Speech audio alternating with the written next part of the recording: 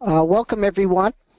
This is Stuart Jordan, your host for today's Attitude Magazine ADHD Experts webinar broadcast. And today we're going to be talking about 7 ways to be more productive and crush it at work. Our guest for today is Alan Brown, an ADHD productivity coach and host of Crusher TV. Alan is the creative force behind ADD Crusher videos. Alan himself was undiagnosed for decades, and his untreated ADHD manifested in underachievement, drug abuse, and much worse. And once diagnosed, he found it difficult to learn coping strategies from books, so he developed his own unique brand, brain hack strategies, while building a successful advertising career and several startups. He's a featured presenter at ADHD conferences in the U.S. and Europe, and hosts his own weekly online TV show, www.crushertv.com, where he and his guest experts help unleash the power of your brain. You can see more about Alan and reach him through his website, addcrusher.com. Thank you, Alan, for joining us again today. We're always glad to have you here and to share your thoughts. Stuart, thank you so much for having me here. It's great to be back here, and thanks for the introduction. Great. Today, folks, Alan will be talking about, among things he'll be talking about, will be setting priorities and how to attack them, recognizing your strengths and weaknesses and planning your work accordingly, how to quiet down your busy mind, how to learn how to stay on task and avoid distractions, and whether to ask for or how to ask for workplace accommodations.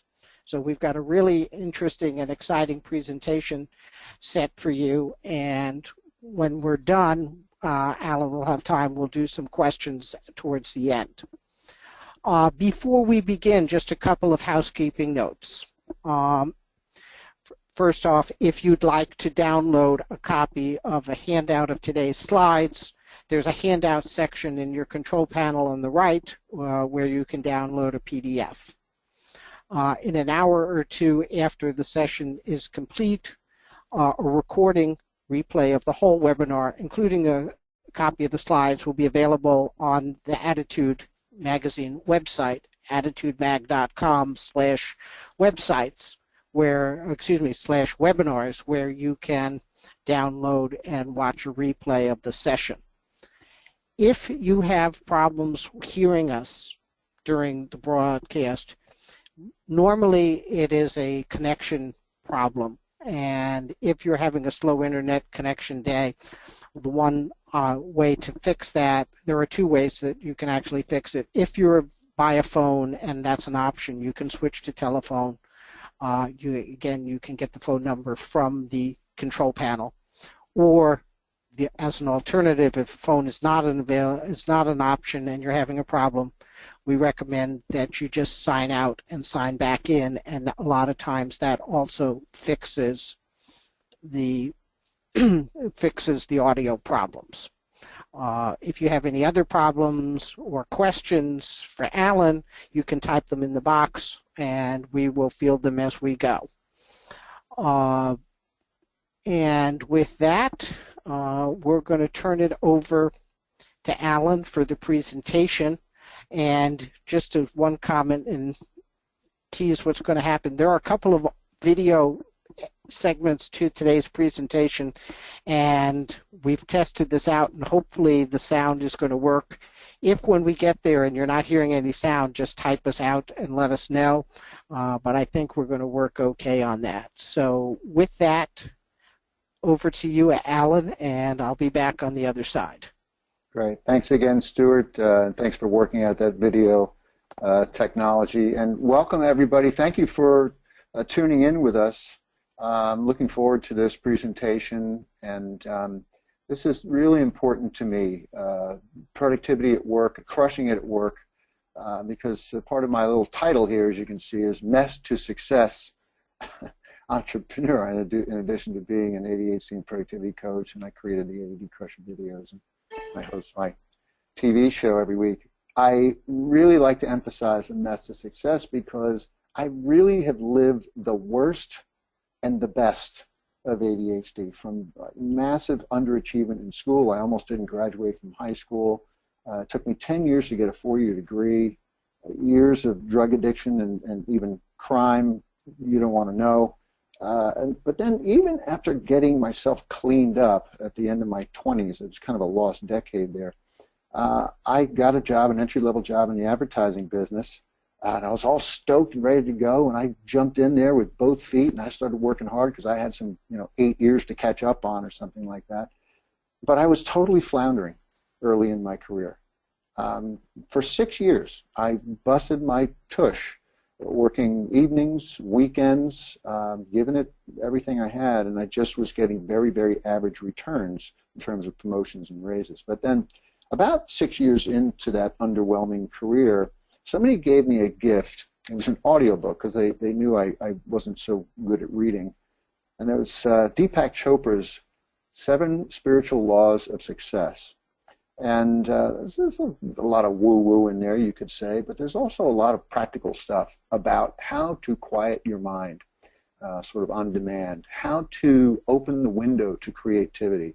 And just those 2 sort of things that I learned, which I call brain hacks, because you're really just flipping a switch in your mind to change the way you view something, or just altering the train of your thought. I was actually able to start to accelerate my career, and more people were calling on me to help with brainstorming for new products and packaging and naming ideas and stuff. And I also got another gift of Stephen Covey's 7 Habits of Highly Effective People, of course, the audio version, and learned a lot of powerful things in there that really changed the way my brain started to operate. And not long after that, I got the diagnosis of ADHD. I was 36 years old. And as many of you out there have experienced, that can be a very shocking thing for you when you get that diagnosis, but for most of us it is, oh my goodness, thank you. This explains so much. And once I had this diagnosis, I now knew that my brain was different, and I knew why it was that these brain hacks I was starting to use were really starting to get me traction. Of course, with proper treatment now, I really could double down on this. And I started to develop more of these brain hacks, and then of course started curating from other people, other great thinkers, more brain hacks. And I went, in the space of really 2 to 2.5 years, I went from a kind of a lowly level executive. Again, I was 36 years old. All my peers were like, 27. I went from 5 figures, mid 5 figures, which in Manhattan, this is a big New York ad agency I worked at. 5 figures was, practically poverty level. In New York, you can't really live on that. But within 2.5 years, I went to 6 figures. I was made vice president, management director, and I was named employee of the year of the largest office of the biggest ad agency in the country at that time. And in that year that I was employee of the year, in my spare time, I co-founded a startup that, in my spare time, that was later sold for 8 figures. So you do the math on that. This is why I say mess to success, and believe me, I am not the sharpest tack in the box. So if I can do this stuff, anybody out there can do it. So I'm retired from the advertising business. I just do coaching, public speaking, and hosting of the Crusher TV. So I'm proof that with some solid strategies and some greater self-awareness, you can indeed crush it at work and get more stuff done. Because again, trust me, I was underachieving, and I want to speak to this underachievement thing again. Which, this word is sadly one of the words most associated with us ADDers, not only at work but in schoolwork. And the potential is there, the energy is there, the desire is there, right? It's not like we're not willing to do the work, but we just can't seem to get out of our way. And this is just such a frustrating thing for us adults with ADHD and teens and young people. So I'm going to share 7 of these strategies that I used to really propel my career and change my life for the better. Just very briefly, I just want to make sure everyone understands the gravity of this underachievement, because I'm also an advocate for undiagnosed adult people with ADHD, particularly adults, because 85% of the 9 million adults with ADHD in the U.S. alone, 85% of them don't know they have it. So this underachievement results in a lot of awful, awful things, as you see as you get toward the bottom of this little chart here. So again, this is not for nothing, as we say in Jersey. This is serious stuff, and to be able to have some tools to help you through this, it can be very life-changing. So let's get to some action, and we'll start with a quote from my friend Bruce Lee, who says, "Knowing is not enough. We must apply. Willing is not enough. We must do." And the reason I put this up in practically every presentation that I do is that, here we are. Hats off to everyone here for signing up for this webinar and attending. 474 of you, bless you. And we pat ourselves on the back, and we should. We may go to conferences, we may buy books, we may do audio books, and we can get some self-satisfaction in that. But if we are not taking action based on the things that we are learning when we're doing these things, next week is not going to be any different from today. Next month will not be any different from this month. So what I'm going to be sharing is generally 7 strategies, and I want you to do something very important. I want you to forget them all. Pregnant pause, except for 2, maybe 2, 1 or 2. And what I mean here is, as you're taking notes, and hopefully you're taking notes as what I go through this, just the things that really resonate with you, where you say, oh man, this really makes sense, I want to try it. Circle that one. And then make a plan, put something in your calendar, write a sticky note, to start to put it into action this afternoon, tonight, first thing tomorrow morning, so that a week from now you might be able to say, instead of, yeah, I saw this great webinar, this guy Alan Brown is really entertaining, versus, yeah, I started doing this thing that I learned, and it's actually making a difference. All right? That's my preamble. I hope I'm not beating a dead horse, but this is really important. And when somebody gives you 10 things to do, you're not likely to do any of them. If you just choose 1 or 2 things and focus on them, you actually start to see a difference. You can always come back to the printout or watch the webinar again if you're ready to pick up something else. All right, let's go. Let's start with feeding your brain.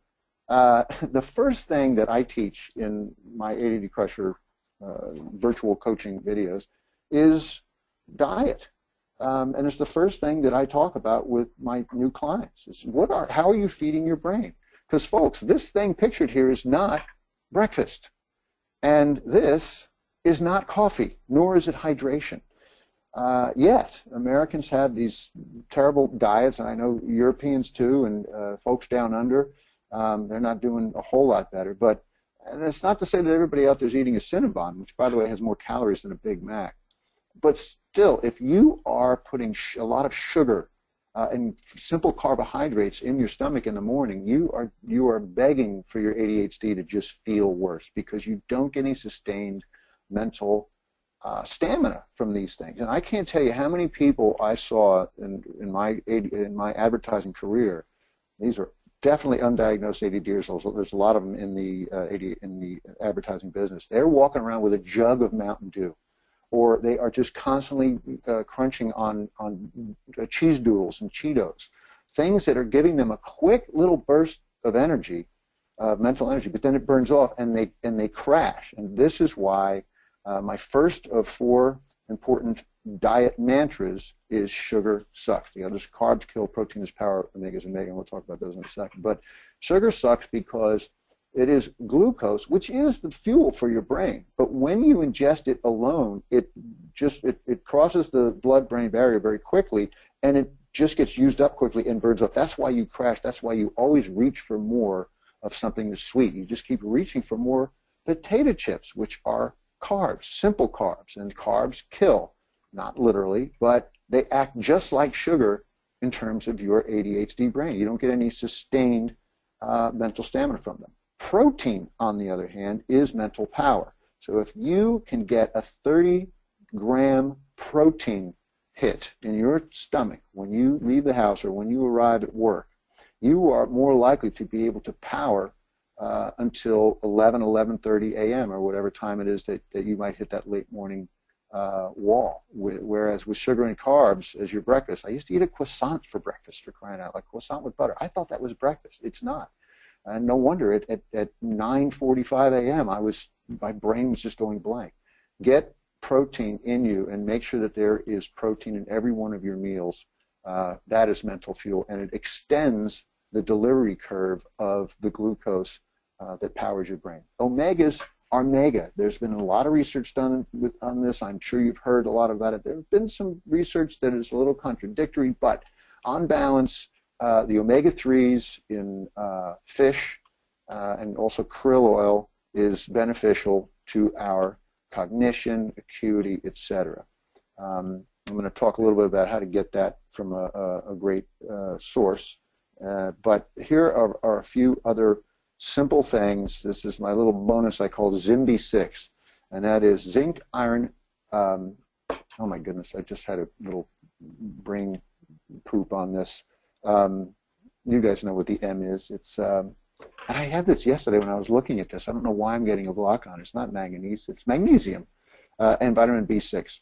So ZIMB6, if you are getting enough of these every day, whether it's hopefully from all your foods with a lot of greens and a lot of protein, this is going to help you. These are 4 things that have been shown by and large to help with cognition and other mental things. Vitamin D and sun are a lot of research is coming out about how these can improve cognition and memory. And what's interesting, though, is that we can't be walking around in the sun and getting suntans all the time to get our D, so we need to get it from food and also from supplements. But many of us have a vitamin D deficiency. There was this recent study that showed that 70% of the residents of sunny Tucson, Arizona, have a vitamin D deficiency. So even if you're getting outside a little bit, make sure that you're getting outside enough. Obviously, you want to use sunscreen when there's a lot of sun, but you can also use supplements. I say here little fish because we just did a show on brain toxins and mercury. Did you know that 2 cans of tuna fish have twice the weekly recommendation of mercury intake per the EPA? And I've got nothing against Starkist or Bumblebee or any of these tuna brands, but man, tuna are big fish, and they eat a lot of little fish, and over the course of their lives, they accumulate and store this mercury. That's why swordfish, which is a big predator fish, has so much mercury. You've got to stay away from big fish. Go for little fish. That's where you can get a lot of natural omegas and other benefits without the mercury. I eat sardines all the time. They're awesome, very nutritious, and they have little or no mercury. All right, so those are some keys to making sure that your brain is properly fueled. Now, once you've got your brain fueled, you got to make a plan, because as my friend, not really my friend, but our friend Jim Rohn says, if you don't design your own life plan, chances are you'll fall into someone else's plan. And guess what they have planned for you? Not much. Now, this is, of course, true of one's life, but it's also true of every single day. This is one of the things that ADDers just don't do. We don't pause, right? You probably heard about the power of the pause. One of the things that we don't know how to do is pause. And the most important pause you can possibly take is the one at the beginning of the day or the night before, to just stop and say, hey, what am I going to be doing today? Because indeed, either you run the day or the day runs you. And boy, don't we ADDers know it. Without a plan, we're not only at the mercy of others and their agendas, we are at the mercy of our own distracted minds. Our minds are powerfully attracted to that which does not move us forward. Our minds want to go to the thing that's easier, that just feels like productivity, but it's not. So what must we do? Well, the unsexy truth is you gotta get a planner. Some form of planner or calendar. Now, I know what you're saying. If you don't use a planner, you're probably saying, you know what, I've tried them, and after 3 days or after 3 weeks, it just ends up collecting dust on the shelf. And the 2 biggest reasons this happens is that, one, the planner we get is too damn complex, right? It's just got a bunch of bells and whistles, and it's not simple enough for our ADHD brain. And then 2, we don't ritualize it. Now, this is absolutely key. When you ritualize something like brushing your teeth, You don't need any willpower in order to do it every day. You don't need willpower to go brush your teeth. You just do it. So this is the key with getting and using a planner or calendar. Again, I know it's really unsexy, but this is what every successful person does. If you watch Shark Tank, you'll notice that every one of the people on Shark Tank has a notebook. Not a little cheesy pad of paper, not a bunch of stick, but a notebook that they carry with them all the time. Sir Richard Branson says he would not have been able to succeed with any of his companies without his planner that he keeps with him all the time. So, and then making the actual plan. All you need is 5 minutes. Again, think about it. We ADDers, we don't pause. We don't stop. You know, if you just were able to pause for 5 minutes in the morning, that is enough to allow you to shift your mind out of the typical ADHD, that constant state of overwhelm that we all feel, and into what neuropsychologists call pause and plan, which is the opposite of fight or flight. Pause and plan is where you're relaxed, you're sitting there, your mind is open, and it's able to actually think, you know what, here are the things that I need to work on today, or here's what my day is going to look like. Oh, that's right, I got to do so-and-so. Now, speaking of which, and this is the big key here, your 3 biggies. The research has this backed up big time, and we're going to get into that in just a second, but just choose 3 biggies. And all you need is 5 minutes to just identify 3 biggies and write them down.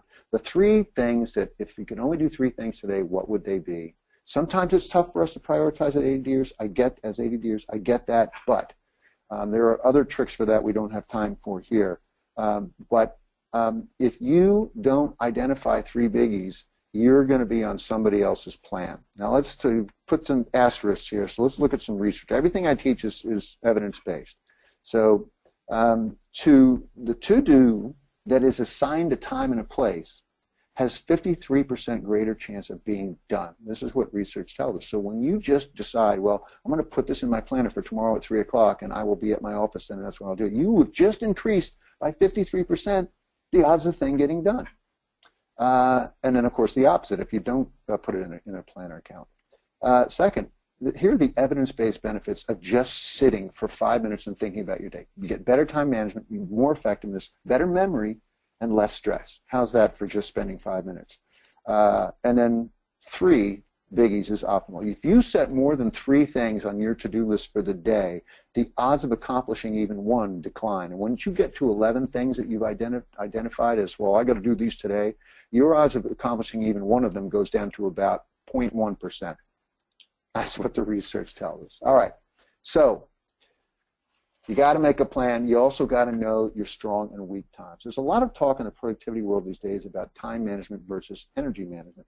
And managing your energy is key for ADDers. For instance, we all have strong and weak times of the day, right? Some of us are really good in the morning, others are great at night. And as such, you want to be doing your tough stuff in your strongest times, right?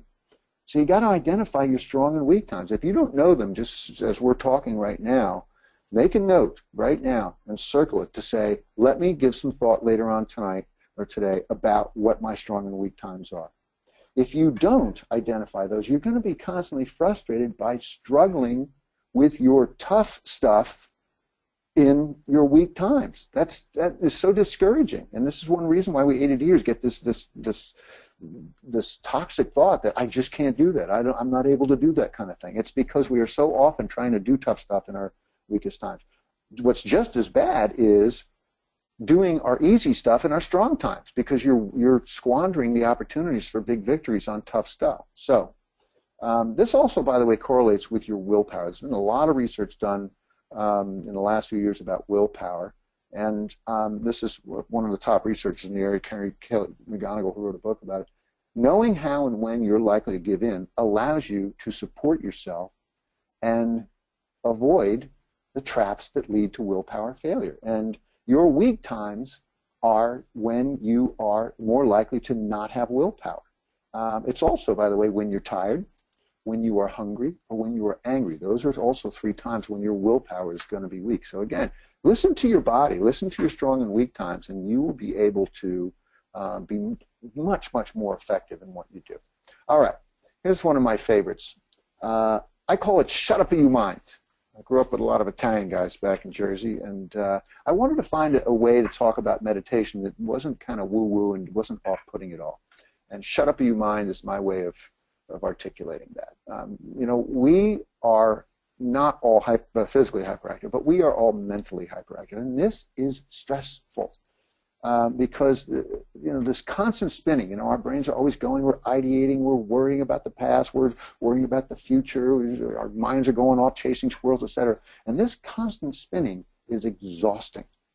And it steals energy from tough tasks. So if you've been ruminating on something for 20 minutes, and then you say, okay, now I got to start to work on that tough email that I've been meaning to write, you don't have any gas left for that. So being aware of the stuff that's in your mind and knowing that that voice that's running back there, that's actually not you.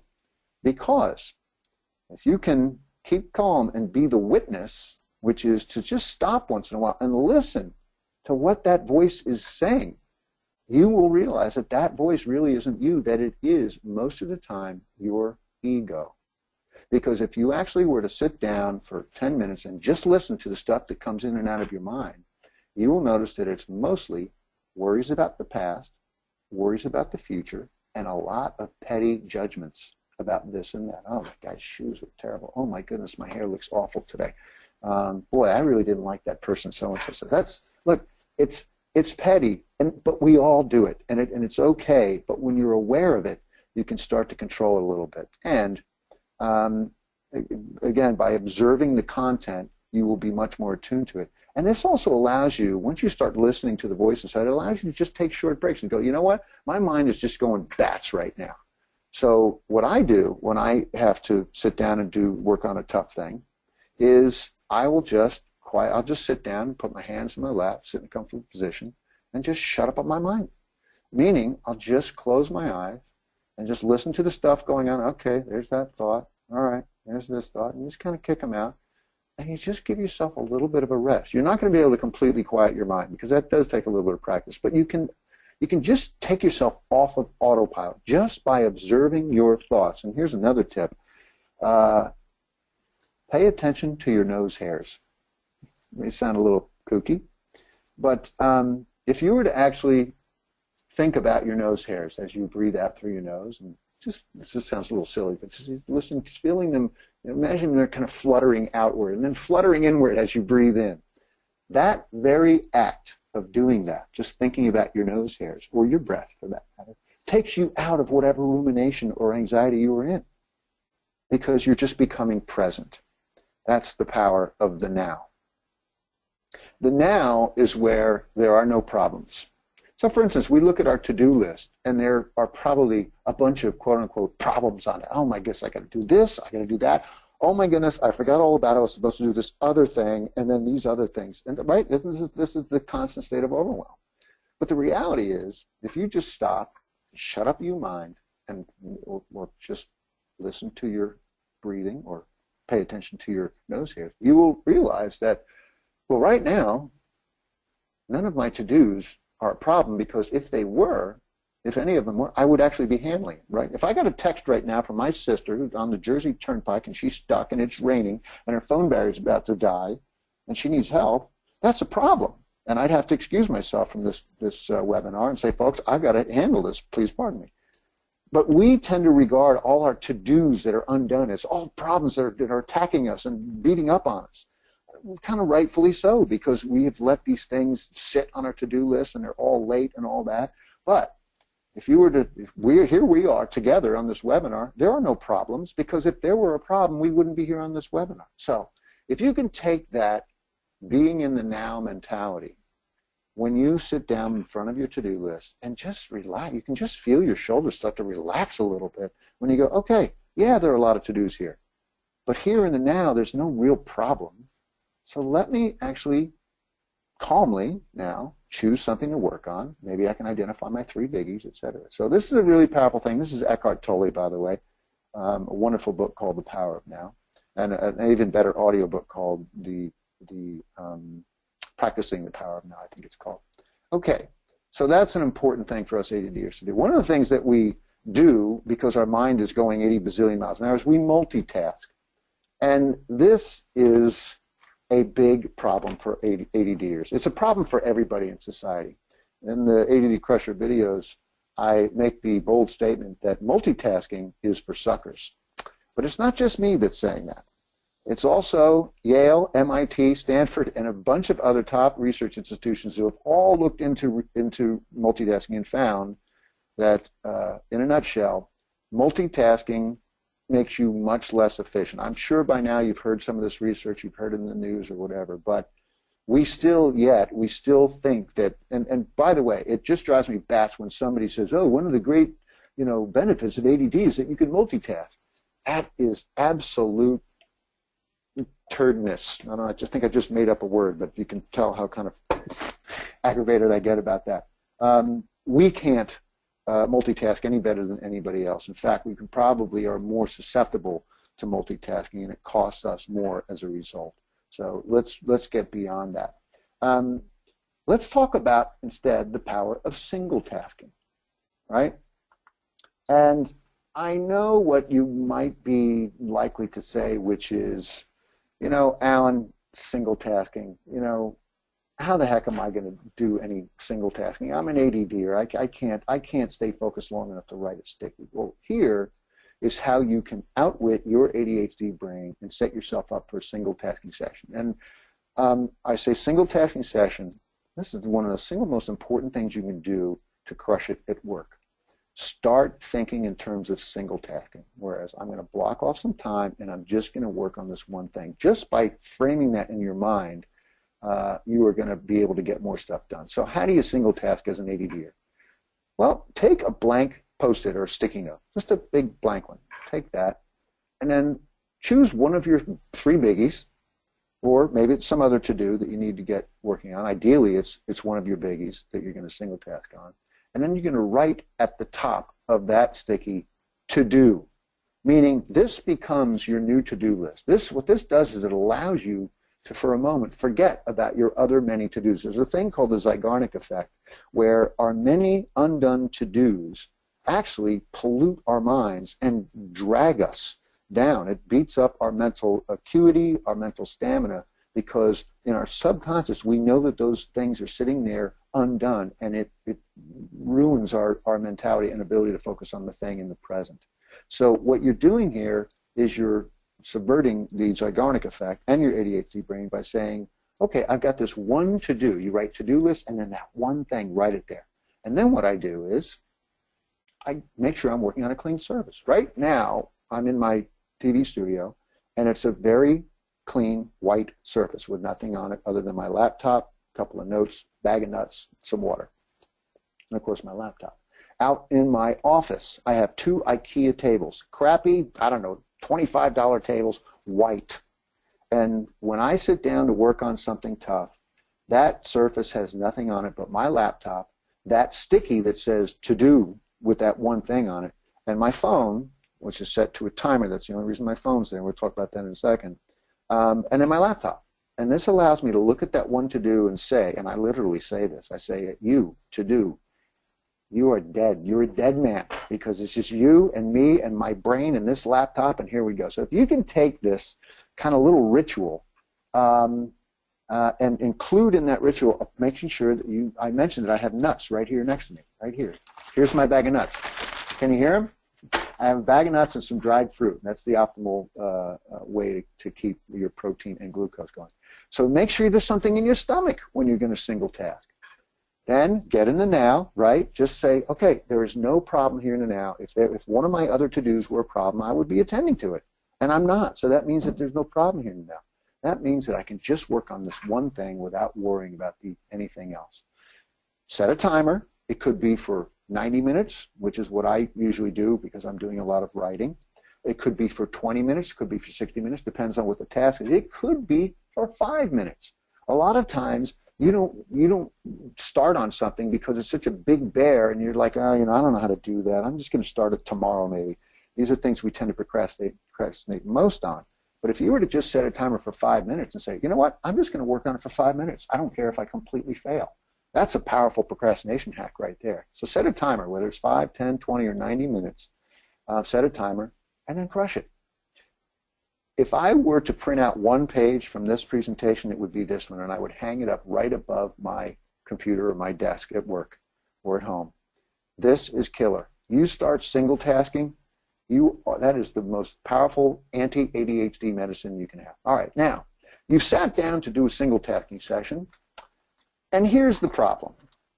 We get a text from a friend, and we want to return, first let me just respond to that text. Your email alert goes off. Ding! You remember that there's that other thing that you want to do, or you remember that, oh my goodness, I remember somebody told me about this video on YouTube with these macaque monkeys riding dwarf goats, and you know how I feel about macaque monkeys and dwarf goats, and if there's a video that has the two of them together, I have to go look at that now. You get where I'm going with this. There are always going to be distractions. And much of the stress that people feel doesn't come from having too much to do. It comes from not finishing what they've started. So just setting up that single tasking session is no guarantee you're going to get anything done because you're going to get distracted, and especially we ADDers. I'm going to get into more of that in just a second. So there's a wonderful quote from Robert Burns, the Scottish poet that you've heard, the best laid plans of mice and men often go right. Well, with us ADDers, always go awry. So we can be all set to go. We've got our protein, we're in the now, we've got our one to do, and we sit down, and then the phone rings, the boss knocks, the kids yell, the dog, whatever those million things are, we remember this or that, and we get derailed. And then we also live in an ADHD world, right, where our gadgets are constantly going off. We're expected to be quote unquote on all the time, and when you add the ADHD world that we live in plus your own ADHD, again, as we say back east, oy vey. And we fail, what contributes to this is that we fail to make hard distinctions amongst various thoughts and things. And this is how you get around this. Now we're going to play some video here, and knock on wood that the video will work with the sound.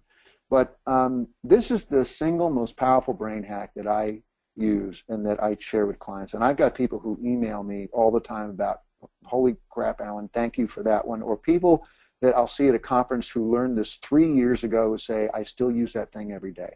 And it's called labeling. And you just need 3 labels. And I think the video comes up now. So fingers crossed that the sound will play. And please, if you cannot hear this video, just type it into the box there so the steward can see that. ADD Crusher.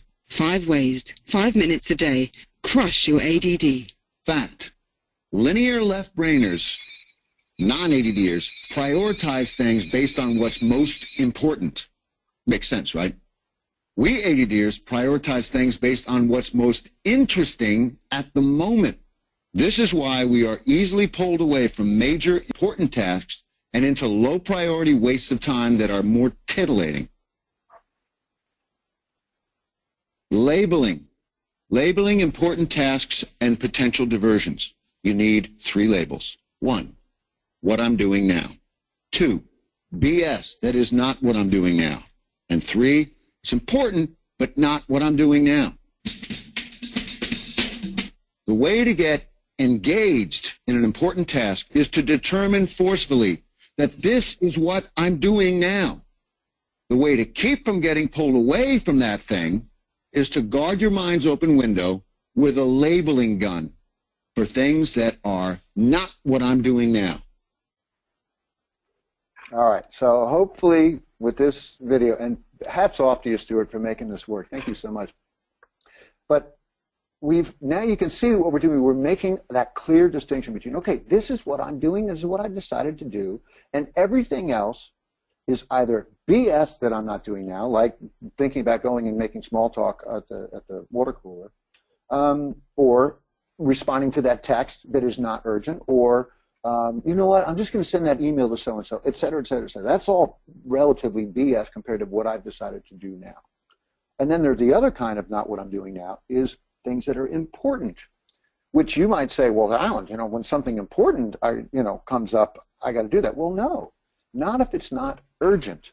There are always going to be important things. So, for instance, your boss could come knocking on a door and say, hey, I want to, talk with you about blah, blah, blah, blah, blah. To which you can say, hey, you know what? I'm actually working on this thing for you.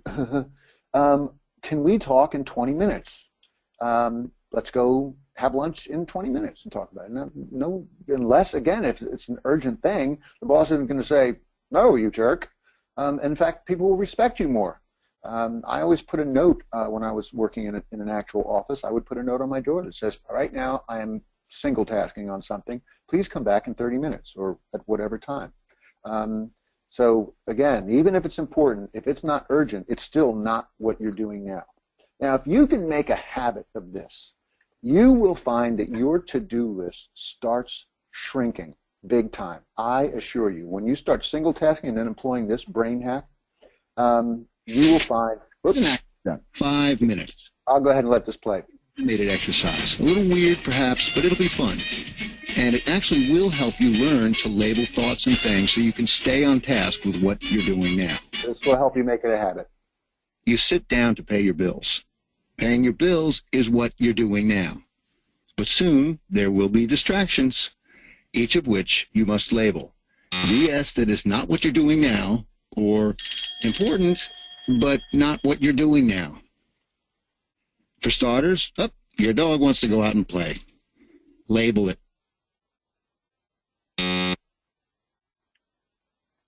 Hey, your cousin needs help paying her bills and wants you to come over. She'll buy the beer. Label it.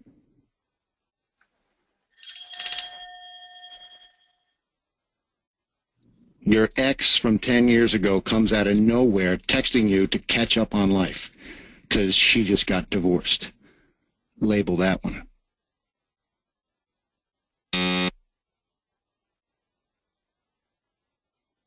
Hey, the Dalai Lama is calling. You have no idea why, but you got to label it. Is it what you're doing now?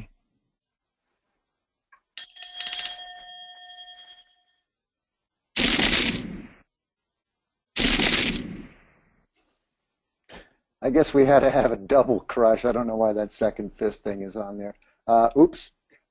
So you get the idea. By the way, that's kind of fun little cartoon actually, believe it or not, started to carve some new neural pathways in your brain, because now when you leave this presentation, you will perhaps have a different way of thinking about, well, I'm working on this now. And as I was saying before I got hair trigger on playing the videos, if you can make this a habit where every time you sit down and start working on something and then the text pops up or the email goes off or whatever it is, and you can say to yourself, you know what, that's not what I'm doing now.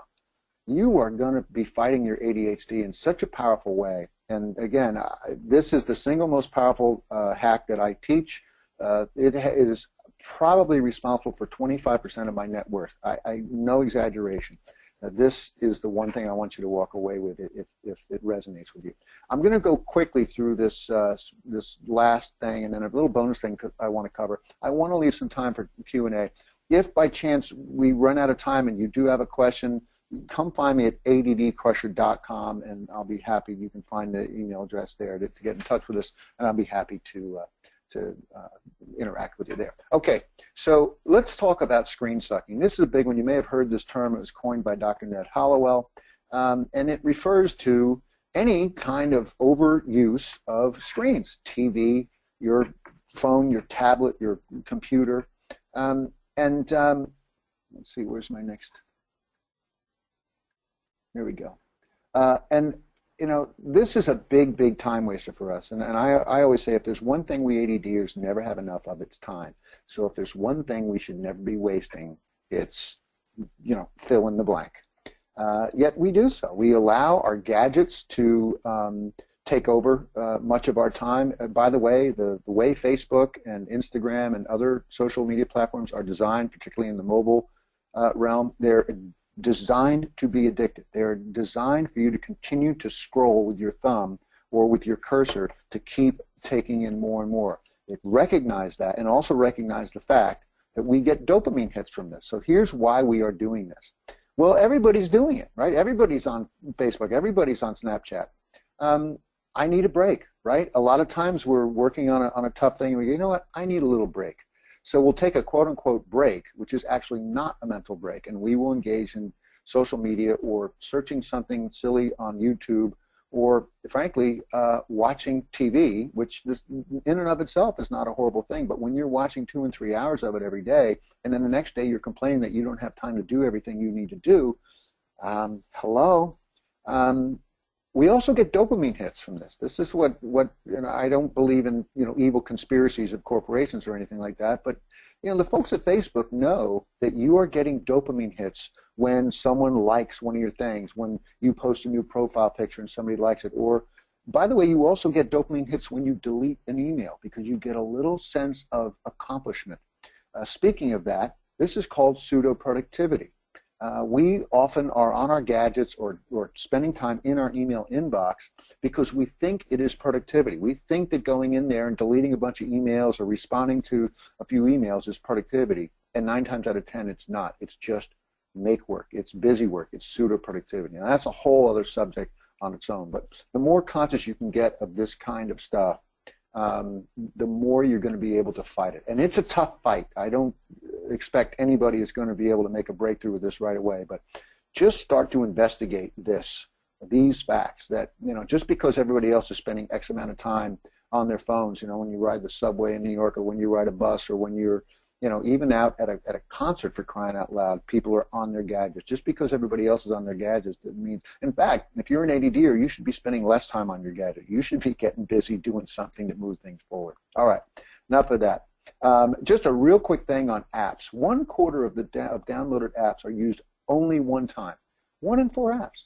More than half are used fewer than 5 times, and only 1/3 of apps are used 10 times or more. So let's do a reality check here with regard to apps, because we ADDers think that apps are going to be an easy solution. And I know that there are a lot of apps that are really amazing that help people, especially when they are used properly and used consistently. But they do require work to come to learn them. They end up often being a waste of time if they are not real productivity apps. And you do get a psychological hit, and in this case, a negative hit. Because when you download another app and you think that this is going to provide some solution, and it turns out not providing a solution, you're like, you know what? It's the same old story. I can't do anything. Nothing's going to help me. Even this productivity app is not. So you take a negative psychological hit every time you download an app. So my philosophy is forget the apps. The most powerful app you have is right between your ears. And if you can use even a couple of the things we've been talking about here, you are going to see a difference in your life. And that's not a bunch of selling yada yada yada. So when you're thinking about apps and social media stuff, question its role. What is the role of this Facebook or Instagram in my life? Is it actually helping my career? If it's not, let's do less of it. Count the negatives of it. One of the negatives, of course, is the negative vibes we're getting, because our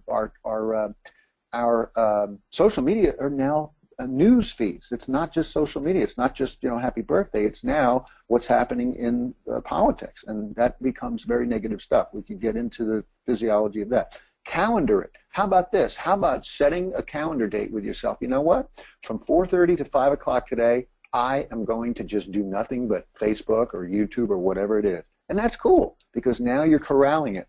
And if you can stick to something like that, you're going to see productivity gains right away. All right, a very quick word on work accommodations, sort of a bonus thing. And because we're talking about crushing it at work, I wanted to share this because many of you may be asking yourselves, well, should I be disclosing my ADHD?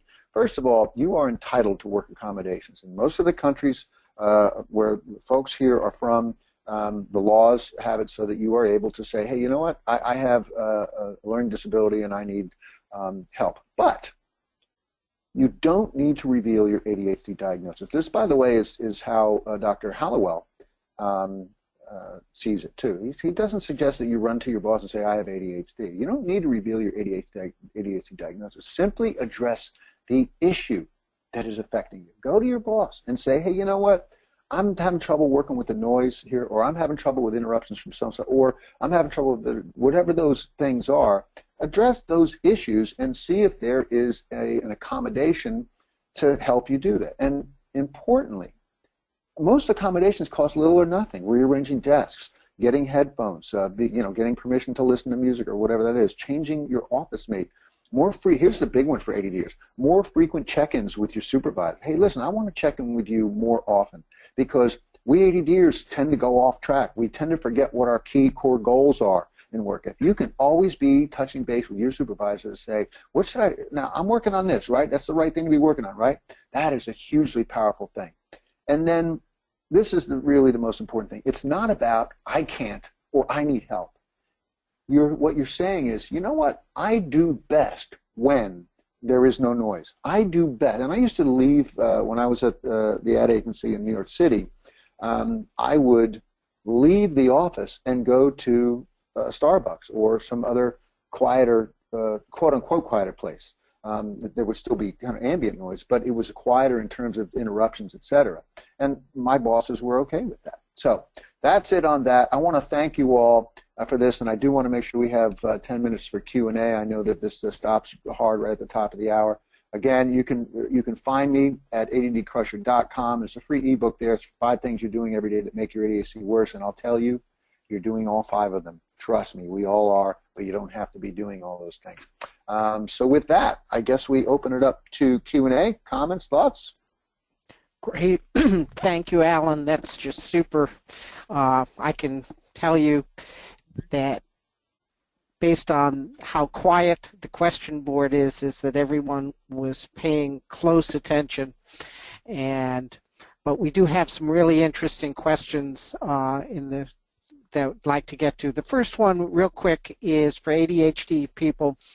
Is there a difference between a digital and a hard copy planner? Do you have a recommendation for one versus the other? I actually do, and I'm glad. That really is a great question. First of all, research tells us that when you write something with handwriting, it helps you process the information better, and you're more likely to retain it. Typing or thumbing something into a device does not give you the same level of stickiness, of mental stickiness. So there's a research-based fact right there. But having said that, what I do, knowing that I have pretty bad ADHD, is I keep a paper planner. By the way, it's called the Mona Planner, M-O-N-A-P-L, Mona Planner. It's all one word. You go to monaplanner.com. It'll take you to monarago.com. This is a gal that used to work for Franklin Covey. And she still works for them. But she found that their planners were so complicated because they had so many bells and whistles. So she invented her own that's very simple. Now, I use that religiously, but I also back everything up digitally. So when I put an entry on my paper planner, I write it down, but then I also go into my iCal, my iPhone or my laptop-based, and I type in this so-and-so appointment. So I've got it in 2 places.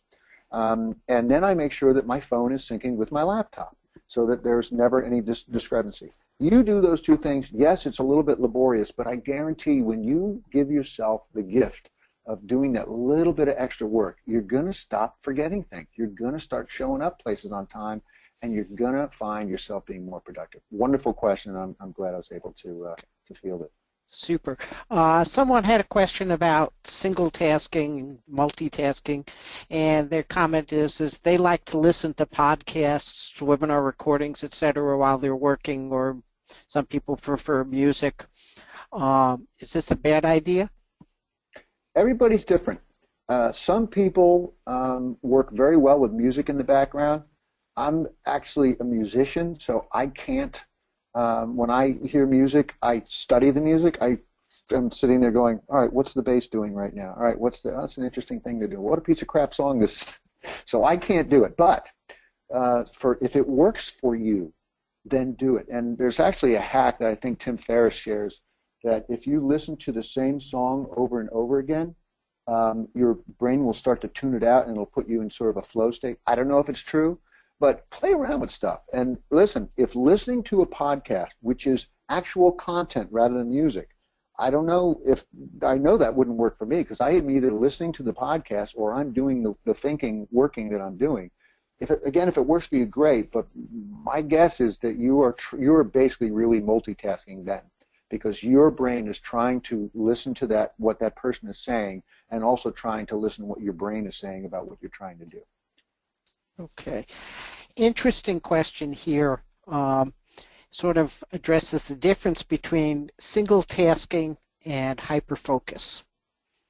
And the question sort of is, how do you sort of distinguish between that in terms of, if so, a comment is taking an hour or more to write what should be a simple email or simple project.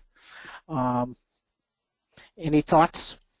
Yeah, well, there are a couple things going on in there. First of all, the idea of single tasking is an idea about choosing what you're going to be working on, and hopefully choosing something that is important, a high priority thing, and then setting a time to hopefully be able to hyper focus on that. I mean, wouldn't it be great if when you did sit down to work on that tough email that you were able to hyper focus on it? Now, there are two things that came up in this question.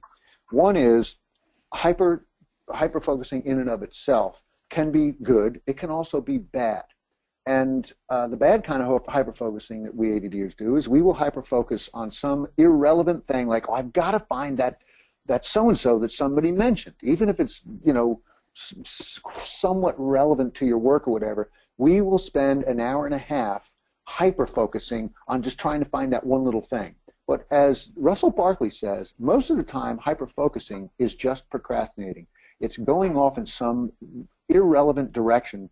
And because it's easy work, and I catch myself doing this a lot too, where I'll be searching for a certain image, and I'll just keep searching and searching, and I'll find that 20 minutes just got burned. You know what? If you can't find the image in 20 minutes, stop looking for it, look for it somewhere else, whatever. But the other thing that came up in the question was, if I'm hyper-focusing on an email, and it's an email that should have taken 20 minutes to write, and I'm now spending 40 minutes on it because I'm hyper-focusing, that's not good hyper-focusing. That's called perfectionism. That is where you are doing a bunch of stuff to this email, if indeed it should only have taken 20 minutes, and you are trying to make this thing some kind of masterpiece. That's a whole other subject unto itself. But again, hyper-focusing can be good, can be bad. Okay. Someone typed in, they said that she has a job where she has to be interrupted. That she has to deal with those interruptions. And her comment is that they destroy her. She, by the way, doesn't really compromise who it is. She notes that she's a pharmacist. Yep. What do you tell someone who has to deal with interruptions? Yeah, and a pharmacist, like a physician, or like someone who's in customer service, where the very nature of your job is interruption, that's a tough one. So the challenge then is to find some time outside of those interrupting hours where you can do some single tasking, do a little bit of thinking. So it might be, as unsexy as this sounds, it might be getting up a little bit earlier, going to the office a little bit earlier. This was a big traction gainer for me, was starting to go into the office. I got there before the president of the agency would get there, and I was able to work without interruption for an hour. And just having an interruption-free hour makes the rest of your day so much better. So I know that's not a sexy answer, but you sounds like you need to find some separate times to be able to do your single tasking. Okay, we have time for probably just like one more question. And I want to go back to single tasking. And so you say that figure out the single task item, and you say sort of identify the three biggies and sort of allot the time for them. And then you tell us that when these distractions occur, that we label them as BS or important but not what I'm doing now. How do you deal with that important but not what I'm doing now versus biggie number 2 or biggie number 3? Well, first, when you're single tasking, you're really only focused on one of your big 3, right? And ideally, as the question, the person who put the question says, is you're setting times for each of those. So you'd be setting a little bit of time. I'm going to single task on this biggie for 20 minutes between this hour and that hour. Then I'm going to work on this other one later on today, and I'm going to work on this other one later on today. And what the not getting interrupted thing is about, the do what you're doing now, is for anything that you've sat down to to work on, whether it is biggie number 1 or biggie number 2 or biggie number 3. Just decide, I'm working on biggie number 1 right now, and that's what I'm doing now. And then anything else is either going to be BS or it's going to be important, but it's still not what I'm doing now unless it's urgent, and then, of course, I got to go deal with it. So just keep applying this and apply it again when you start working later in the day on your biggie number 2. And if you just make a habit of this, you're going to start to see some real traction. And so is the takeaway from that don't schedule your biggie number 1 and your biggie number 2 to back, but allow time in between? That actually is an important thing. You do want to make sure that you have some recovery time between important tasks. So if you're working hard on something for 20 minutes or 90 minutes, make sure that you've put a little padding in there. It says, look, I got to re-up my protein. I'm going to rest my mind a little bit. I probably got to return some phone calls or whatever. Absolutely. Switch what you're working on for a while.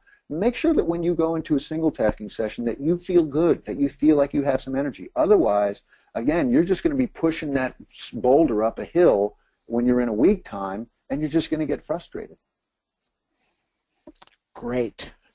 Unfortunately, we are out of time. We could probably go on, but given the fact that we all have big things to move on to, we'll need to wrap it up right now. Alan, thank you so much for your time. This has just been super. Everybody, the number of comments come in saying thank you, love it, you rock. You really sort of addressed what the folks online were listening to today, and they really enjoyed it. Remind everybody, visit Alan's website, addcrusher.com, and we just, quick reminder, we've got a few more webinars coming up this month. Next week we'll be back with overcoming writing obstacles, talking about dysgraphia. Then on the 18th, we're focusing on dyslexia, and then nonverbal learning disorders the last week of the month. So we've got a busy month scheduled, and we look forward to having people back. And in the meantime, thank you all for your time, and have a great afternoon. Bye now.